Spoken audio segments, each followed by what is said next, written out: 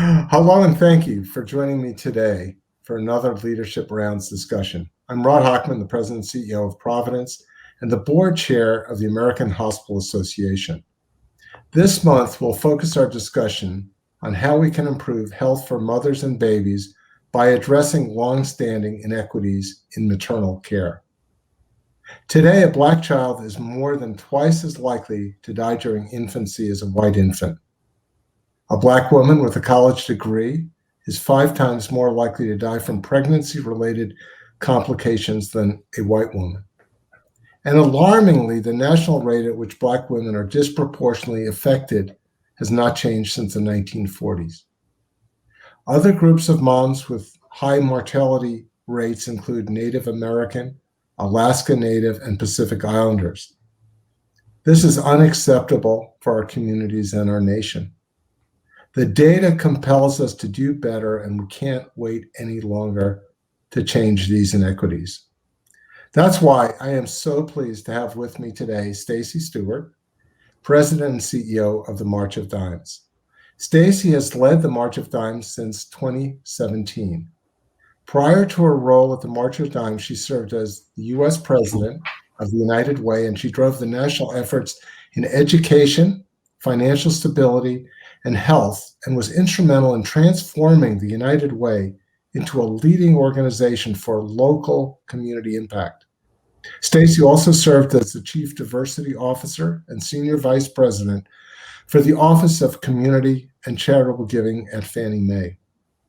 The March of Dimes is a national leader in maternal and infant health and has for so many years pioneered advances in improving outcomes for mothers and babies for now 8 decades. The AHA was pleased to be partnering with the March of Dimes in 2019 to further advance the work of healthcare providers in recognizing and addressing inequity in maternal care. In recognition of this organization's leadership, the AHA voted in 2020 to present the March of Dimes with the association's Award of Honor. Presentation of the award has been delayed because of the pandemic, but I'm delighted to give it to Stacy today. Let me read briefly from the award citation. For 80 years, through its legacy of leveling the playing field for moms and babies, no matter their age, socioeconomic background, or demographics, its advocacies for policies that prioritize the health of mothers and its pioneering research to find solutions to the biggest health threats to moms and babies. March of Dimes has helped millions of babies survive and thrive. That legacy lives on today as the March of Dimes leads efforts to address maternal and infant mortality and morbidity, health equity, and often partnering with others to deploy implicit and unconscious bias training, raise awareness of neonatal abstinence syndrome, and address the opioid epidemic in expectant mothers. Quite a challenge in all of those. In recognition of this exemplary contributions to the health and well-being of mothers and babies, the American Hospital Association is pleased to present its Award of Honor to the March of Dimes. Stacy, congratulations. This is a well-deserved honor, and let's jump into our discussion, and it's great to have you with us, and we're so pleased that we can honor the incredible work your institution has done. Oh, well, thank you so much, Rod, and it is such an honor, and coming from AHA, it's really makes it even more special, and so I'm really honored to accept the award on behalf of the March of Dimes, and really appreciate receiving it on behalf of the organization because, we do feel like we're doing some really important work, and we know we can't do it alone. We've got great partners like AHA and so many others, but it's great to be recognized in this way. So thank you so much. Thank you. So I'd say first and foremost, it'd be great for you to share with us the March of Dimes top priorities for improving mothers and babies. So I'd love to hear that from you. Sure. Yeah. It's, as you mentioned, I started an organization in 2017. We were already doing such tremendous work in especially in the area of premature birth. And we continue to do that work. We have 6 prematurity research centers around the country, and then 1 in the UK. And we have, really pursued a very ambitious agenda around research, medical research, especially as it relates to premature birth. We have invested in other science in the areas of maternal health. And that's always been a very important part of the March of Dimes. A lot of people don't know that we actually do a lot more, even more, around maternal and infant health beyond just academic research. You mentioned one particular area around education and training. We actually provide millions of women with consumer education and the kinds of things they need in order to have healthier pregnancies. We invest a lot of our resources into training healthcare professionals, like our implicit bias training, because we think it's really important that we continue to invest in our healthcare professionals to train them and to partner with hospitals to make sure they have the best tools available to improve maternal and infant health care to the extent that we can support that.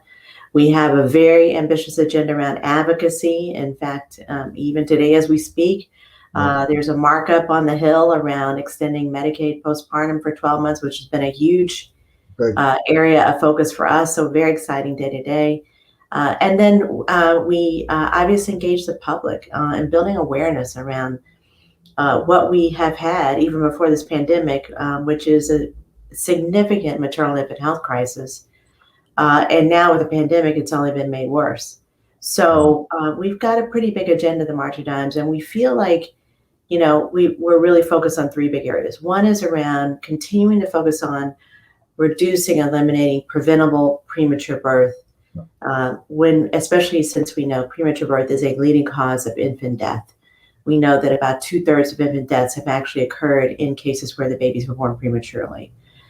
The second area is around maternal health. And I think this is one of the areas where a lot of people are now getting used to hearing us talk much more around not just healthy babies, but healthy moms too. Because one of the things that I really saw very clearly when I came to the organization was that it was going to be very difficult to ensure that babies are healthier if we still have too many moms, too many women, even before they become pregnant, with chronic health conditions and a lot of things that really affect the health of the baby, having a healthy pregnancy. So we really tried to move much more upstream to focusing on healthy women, healthy moms, healthy pregnant women, healthy moms to ensure healthy babies. And then, of course, the last area is around our equity gap, our health equity gap that exists. And so it's those 3 areas that we've been very focused on and continue to sort of form the strategic framework for all of our work at the March Times. That's a fantastic framework. And, we talk so much about the social determinants of health, and nowhere are they more relevant in the health of moms and babies. And I think you guys are the advocates for that. And then I think, as we've seen with COVID pandemic, it oftentimes gets forgotten about what's happening to moms and babies during this pandemic. Yes. I can relate personally. I had my first grandson born in the middle of this pandemic. And in a lot of ways, you kind of look to the March of Dimes because who speaks for the moms and babies? Because, everyone was worrying about a lot of other things. And, what are we, how are we worrying about these moms? And, we've seen some statistics, in postpartum moms as it relates to COVID-19 and their susceptibility.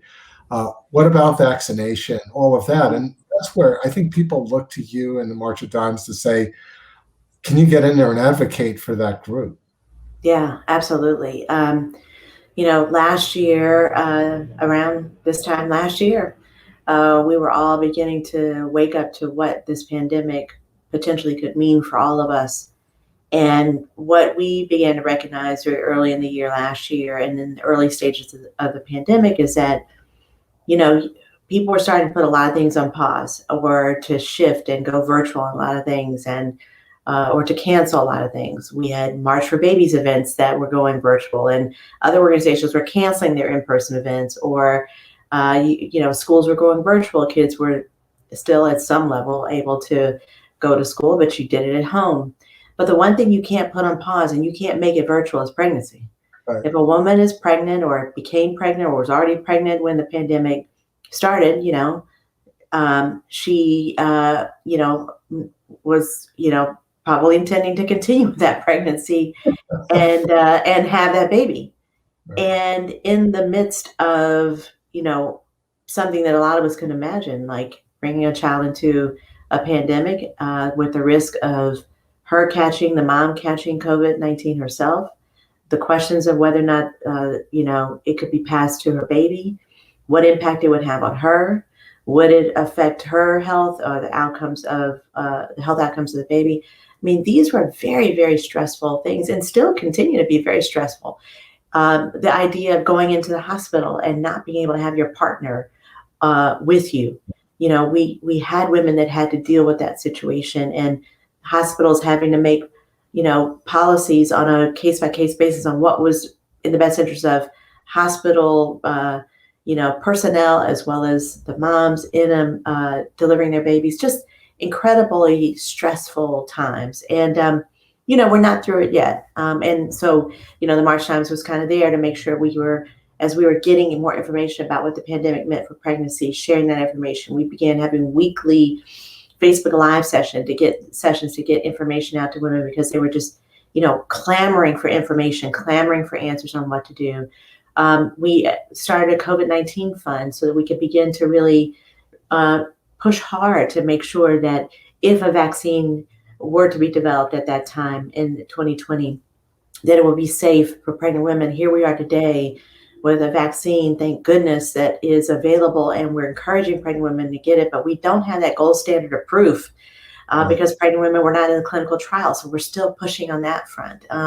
So there's a lot that is really important. And of course, when you talk about the impact on communities of color and what this pandemic has meant for communities of color in general, what it's meant for pregnant women, and still dealing with maternal health outcomes, as you mentioned at the beginning, Rod, that have been far more detrimental to women, moms of color, pregnant women of color, and we're still dealing with the layers of that additional stress through the pandemic. It's just meant that, for the March Times, it's been more important than ever for us to be that voice for moms, for babies, and to, try to be the loudest voice in the room as advocates for what they need to preserve their health.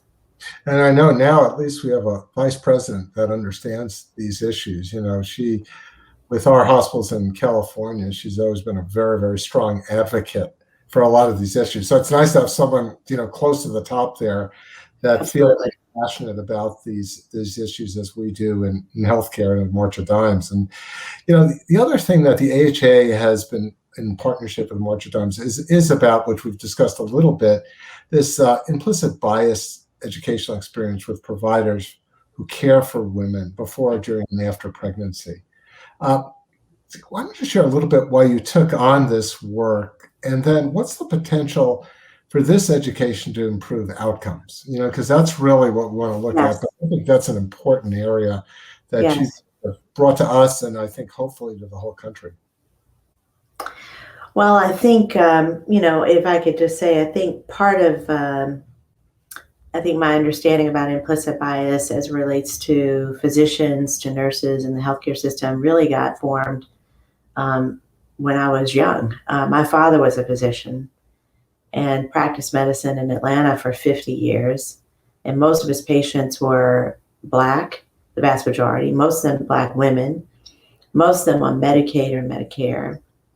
And I knew that they sought care from a doctor like my dad because they implicitly trusted or felt that they had a sense that what a Black doctor would tell them as a Black woman would probably be coming from a place of that there would be a reason to trust that advice or the support or the help that was the diagnoses that were being provided, that kind of thing.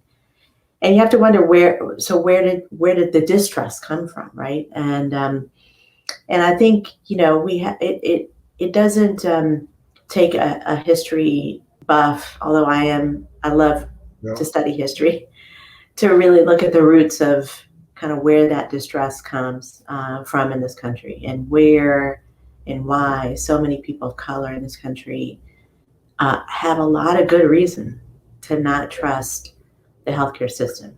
And a lot of us are revisiting a lot of these issues now because of this pandemic. But when you look at this Tuskegee experiment and Henrietta Lacks and the stories that of how Black people have not been always dealt with in the most appropriate and most trusted way, by the healthcare industry, it's not hard to understand, why Black people may have these issues of mistrust. I think another thing about what has happened is that a lot of us actually do have our own implicit biases about a lot of things. I have them. We all have them. It is a human thing to have a bias against something, and you may not even recognize it.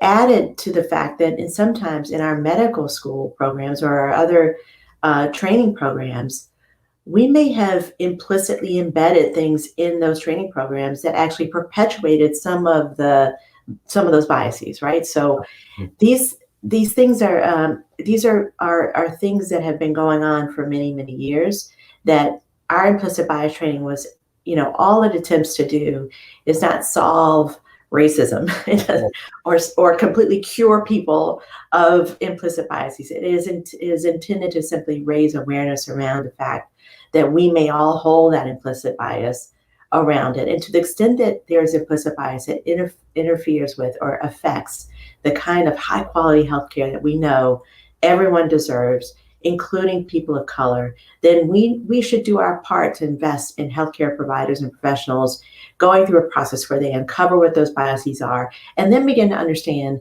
how they can eliminate that bias from then interfering with their ability to be the best doctor, the best nurse, the best healthcare professional for any patient, irrespective of race, income, insurance coverage, that everyone deserves that level of high quality care. And that's really the intent and the purpose. And what we had seen with implicit bias, it was playing a huge role in the outcomes around moms and babies. And our specific objective is to ensure implicit bias can be checked at the door so that every Black mom and brown mom can receive high quality care as well for herself and for her baby. Yeah, I think, there are two areas, and I think the awareness is exactly the way you say on implicit bias. But there's also a discovery, too, of what I would say is explicit bias, that you talked about. When I've gone back, I'm a history buff in healthcare, and, we're so guilty of it. How many of our hospitals were segregated for such a long time? So even in the Northwest in Seattle, okay, you could practice here, but if you were of color or of a different faith, you only had one place you could go to. So it's not that long ago. And so I think there's an owning up to the fact that in healthcare, in where you and I live, there's been a lot of explicit bias in terms of just how things were.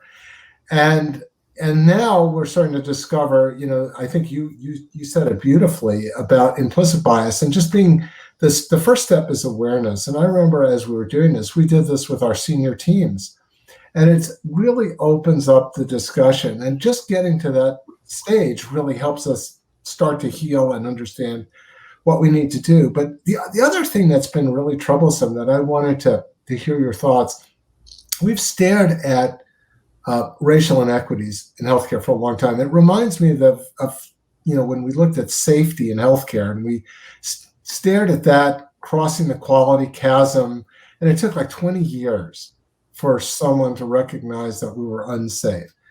We've been staring at this health inequity issue for a long time. So if you ask any of us, I've got a lot of data ready, whether it's in how moms are treated with breast cancer or maternal and fetal health. What do we do to improve it? Because I'm a big one at saying, let's stop talking about it. Let's do something about it.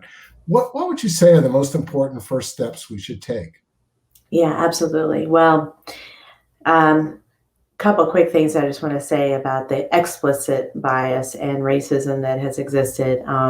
I was born in 1964 and in Atlanta. And my father, who I talked about, was led a group of doctors who, that was obviously the same year the Civil Rights Act was passed, and my dad and some of his friends led a group of doctors to continue to document the cases of segregation that existed after the Civil Rights Act was passed. Took that information to President Johnson and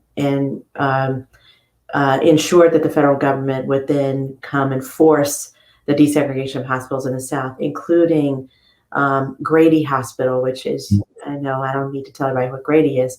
I served on the board of Grady Hospital for 7 years. I wasn't on the medical side of things. I was the chair of the finance committee. How about that? But my dad was a key part of desegregating Grady Hospital. I ended up serving on the board of Grady Hospital, which was kind of a sweet bit of irony in our family. And so I feel like in my lifetime, I've lived to see this idea of moving from explicit, racism in healthcare industry. We still have some of that, and then we've got a lot of implicit bias. So there's a lot of work we have to do. But this is the important point about it, is that this is in our lifetime that we have still been struggling with these issues. Yeah. But here's the most important thing to recognize, and everyone's got to really understand this. We have never had a period of time in this country, ever, where the descendants of the formerly enslaved and other people of color have ever had the kinds of investment in our communities that would allow us to have equal access to high quality healthcare as compared to white people in this country. It has never happened. Yeah. We've had explicit policies that have kept Black and brown people from accessing high quality healthcare. We've had efforts, even by medical professionals, the American Medical Association, on more than one occasion, to actively lobby against universal healthcare. One of the reasons we don't have universal healthcare today. We had slavery. We had Reconstruction. We still had Black people with no access to high quality healthcare, all during slavery, during Reconstruction. Now we're in Jim Crow, through the end of Jim Crow, we're at 64, and here we are in 2021. So we have to be really clear about the fact that you're right, we probably have been staring at this issue for a long time, but we've been observing it as if it's not actually affecting people's lives. Yeah. And there has to be a point in time when we have to say, we're going to stop observing it as if this doesn't matter in our country, as if we're going to continue to accept that we are the wealthiest country in the world with the worst health outcomes as compared to other highly industrialized wealthy countries. How are we going to sit here in this country and accept that is okay for us to be that is going to position the United States of America to be the strongest, most competitive country in the world? How do we justify that? How do we reconcile that? We can't. Yeah. So I think at some point we got to recognize that as long as we continue to have policies in place that don't give people access to the right kinds of health coverage, and as long, and I'll finish with this, as we continue to understand that 80% of our healthcare is really not determined in hospitals and in the doctor's office. And it is wrong for us to put the care and the health outcomes of Americans, and solely at, the blame of it and solely in the lap of our hospitals and healthcare professionals.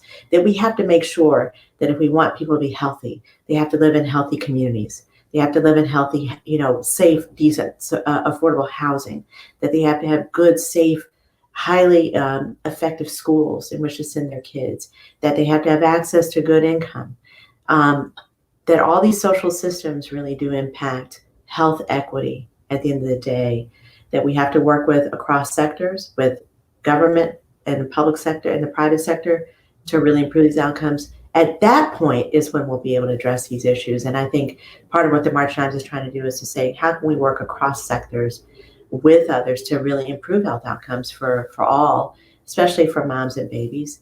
But it's going to be a matter of public will in this country if we're going to get to some real results. Yeah, and I think you're so right. I think we really have to move into the home, into the community, to be able to get at this issue. And it's being in touch with people where they are, where and how they are, instead of saying, okay, you can come to my office somewhere across town. That's never going to get it. And I think one of the good things coming out of the pandemic is that we've learned to be in the community more. I mean, we're starting to see those efforts of, devices and technology that enable us to really kind of get to where our people are. And I think that that is making a big difference. The issue of, and I think you're so right, I think it's a national embarrassment. It's a shame in terms of our outcomes, in terms of where they are. Anything specifically that on the maternal, morbidity side that you think we should, if we're talking to all of our 5,000 folks in health, in hospitals and healthcare that are out there, what message would you give them if you were going to start somewhere? Absolutely. Well, I think a lot of folks may know that we just recently entered into a partnership with HHS and received funding from United Healthcare to really look at a whole maternal health quality improvement effort in hospitals around the country, and starting with a few hospitals and then moving to other hospitals, especially hospitals that really do see a large percentage of Black and brown women delivering at those hospitals. And how can we really, really move to a higher level of quality improvement in terms of the way that those women receive care, especially during their pregnancy, but while they're in the hospital, and then even after they leave, so that we really can make a big difference. I think we'll learn a lot from that. And I think some of the other efforts around data improvement, data gathering, data analysis, some of that got started with our Preventing Maternal Deaths Act that got passed in 2018. We were so pleased to be a part of helping to pass that, allowing there to be maternal mortality review committees in every state, funding for that so that we could collect better data and assess that data to know what are the best interventions for women so that we can actually improve care. I go back to what the CDC has said about maternal mortality, that 2/3 of all the deaths that have occurred are actually preventable. Yeah. If we actually provide the right quality care to women when they need it, if we don't delay diagnoses for women when they are exhibiting certain kinds of symptoms, if we listen to women when they complain of issues and problems and respond to that, as opposed to potentially letting our implicit bias enter into the picture. And if a woman complains of pain or shows certain symptoms, maybe it's because these are real things for her, not that she's imagining them, right? Which unfortunately we've heard too many cases of. It's not to lay blame again on any one person. I think there's a lot of issues that have to go on, but when we look at the fact that with some improved and different models of care, if we look at even how do we employ other kinds of models of care in the hospital setting and into the healthcare setting in general, how we can look at doulas and midwives differently, how we learn from what other industrialized countries do in terms of inviting midwives and others into the system of care. We don't do some of those things in the US, and we have to be willing to do things differently if we want to see different outcomes. So it's those kinds of things that we're working on at the margin on. So we're really sort of saying, we need to be entering into a new phase, a new generation of maternal and infant care, learning from what others are doing and deciding that it's important for us to employ those evidence-based models of care. If we can see that there's a potential for them to improve outcomes, we ought to be willing to put those things into place and into practice so that we don't lose yet another life, another woman, another baby, because we just didn't do the things that we know could actually work better for them. Well, I think that's just a perfect ask, and I'd underline that. And I can commit to you, on behalf of the AHA, our full support on this issue, because there's nothing more important than, how do we care for people at the beginning of their lives and for their moms? And if we want to really make a lasting impact on health in the United States, this is a great place to start. So I can tell you that I know the board at AHA, and I know our staff is, really wants to drive in behind this. And we just want to congratulate the March of Dimes again for this award. But more importantly, what a great taking off point for us to be more together as. Absolutely. So thank you so much. And I think we could go on for an hour, but we hit the major points, and it's great to have you in these leadership rounds. We're looking for people that make a difference, and you're one of those people, and we're so proud that you could be part of our program. So thank you again, Stacy. Thank you so much, and thank you for the honor. And it's a great honor for me to lead this organization and to work with AHA. And I really appreciate it. I hope we'll have more and more times and opportunities to partner with each other. So thank you so much. Thank you.